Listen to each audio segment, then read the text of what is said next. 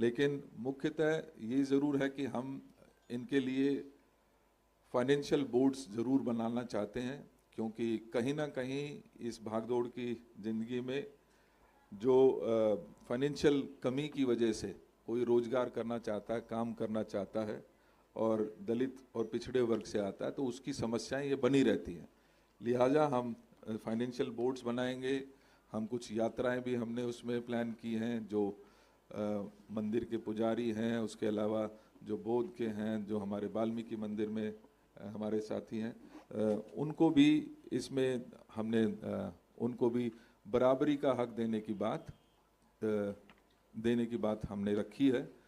Further भाई उदित राज जी उसके बारे में बात करेंगे। इसके साथ साथ हमने जो माननीय राहुल गांधी जी का एक सपना है कि जिसकी जितनी हिस्सेदारी उसको हम आगे बढ़ाने की बात कर रहे हैं। जैसे ही हमारी सरकार बनेगी, हम कास्ट सेंसस की कार्रवाई को आगे बढ़ाएंगे और अपना जो दिल्ली का कास्ट सेंसस होगा उसको हम लाने का काम करेंगे, ताकि सभी वर्गों को प्रतिनिधित्व मिल सके, उनको उनकी हिस्सेदारी मिल सके। इसके साथ साथ मुझे खुशी है कि सच्चर कमेटी की रिकमेंडेशंस पे भी हमने इस पे विस्तार से बात की है। सच्चर कमेटी की रिकमेंडेशंस भी हम इम्प्लीमेंट करेंगे। इसके साथ साथ जैन वेलफेयर बोर्ड बनाने का हमने वादा इसमें किया है। इसके साथ साथ जो एक और बहुत बड़ा सेगमेंट जिसको हमने इसके द्वारा साधने की कोशिश की है, उनकी समस्याओं को साधने की कोशिश की है, वो है हमारा पूर्वांचली एक बड़ा सेगमेंट है। और आप जानते हैं कि पूर्वांचल का बहुत बड़ा योगदान दिल्ली को यहाँ तक लाने में है। हम ये यहाँ से अपने मैनिफेस्टो में ये बात प्रमुखता के साथ कह रहे हैं कि हम महाकुंभ की तरह ही छठ महापर्व को मनाने का काम करेंगे, जिसके तहत उनकी जो उस दिन की छुट्टी है या उस तरीके के व्यवस्थाएं हैं, नए घाट परमानेंट बनाने की बात हमने इसमें विस्तार से चर्चा की है। इसके साथ साथ पूर्वांचली भाई बहनों के लिए हमने मिनिस्ट्री भी स्पेशल गठित करने का फैसला हमारी इस मैनिफेस्टो में किया है। तो आने वाले समय में पूर्वांचली मिनिस्ट्री भी दिल्ली की जो कैबिनेट होगी उसमें उसको स्थान मिलेगा।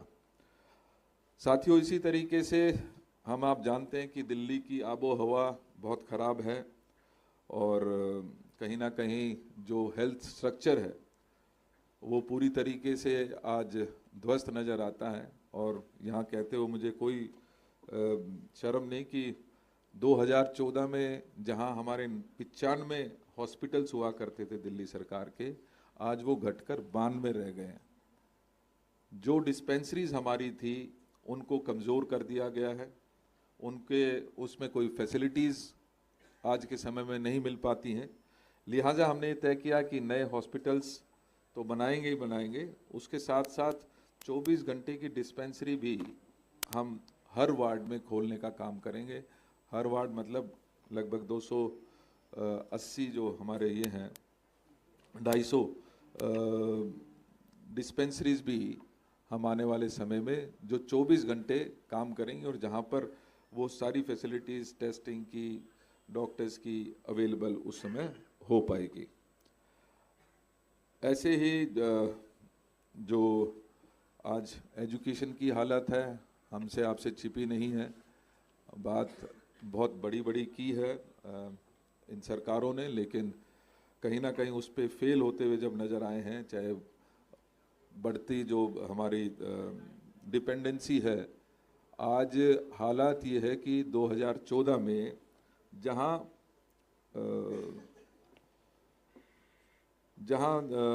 जो हमारे सरकारी जो स्कूल्स और वो थे उसके ऊपर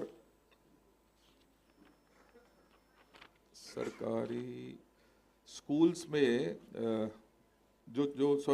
प्राइवेट जो स्कूल्स हैं जहाँ 34% पहले हुआ करते थे बच्चे, 34% पढ़ते थे, उसका हिस्सा बढ़कर 38% आज हो गया है।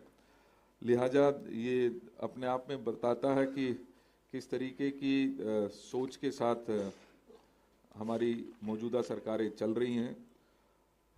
टू बी प्रिसाइज 30% से बढ़कर 37% होगी। प्राइवेट सेक्टर की हिस्सेदारी 2014-15 में जहां मात्र 30% हुआ करती थी, वो अब बढ़कर 2022-23 में 37% हो गई है।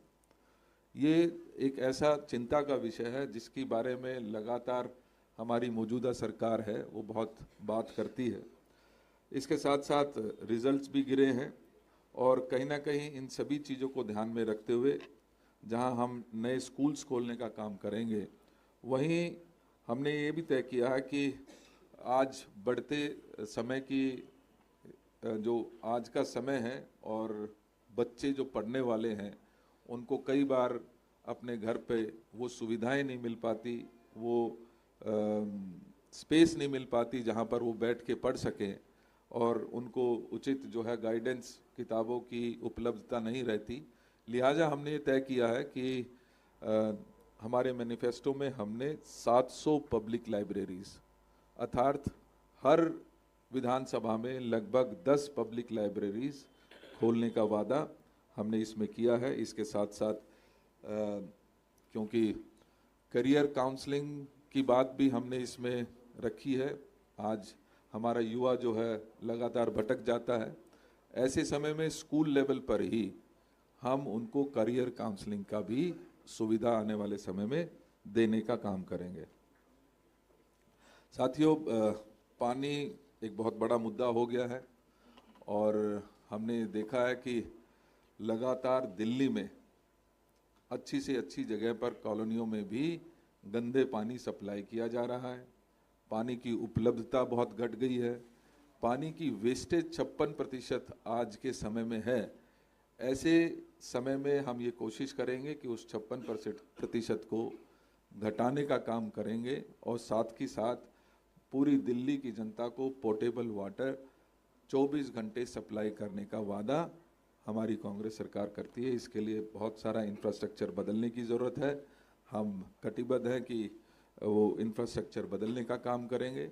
इसके साथ साथ यमुना जो हालत हुई है उससे कोई भी अनभिज्ञ नहीं है और आपको याद होगा भी माननीय जयराम रमेश जी ने भी चर्चा की, यमुना एक्शन प्लान की।